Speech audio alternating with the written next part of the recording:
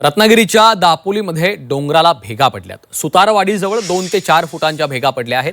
डोंगर कोसळण्याची भीती आहे, त्यामुळे ग्रामस्थांचं स्थलांतर सुरू आहे। पाहणीसाठी भूवैज्ञानिकांचं पथक गावात दाखल झालंय। तब्बल 2 किलोमीटरपर्यंत डोंगराला भेगा पडल्यात। रत्नागिरी जिल्ह्यातल्या दापोली तालुक्यातील मळे सुतारवाडी इथं मुसळधार पावसामुळे डोंगराला तब्बल 2 किलोमीटरपर्यंत भेगा पडल्याने गंभीर परिस्थिती निर्माण झालेली आहे। काही ठिकाणी या भेगांची खोली 2 ते 4 फूट असल्याचं प्राथमिक पाहणीमध्ये समोर आलेलं आहे। संभाव्य दरड कोसळण्याचा धोका लक्षात घेता महसूल प्रशासनानं घटनास्थळी पाहणी करत नागरिकांना तत्काळ सुरक्षित ठिकाणी स्थलांतरित होण्याच्या सूचना दिल्या आहेत। या घटनेची गंभीर दखल घेत भूवैज्ञानिक तज्ज्ञांच्या पथकाला पाचारण करण्यात आलं असून त्यांच्या अहवालाकडे सर्वांचं लक्ष लागलेलं आहे। दरम्यान डोंगर कोसळण्याच्या भीतीनं सुतारवाडीतील नागरिकांमध्ये भीतीचं वातावरण पसरलेलं आहे।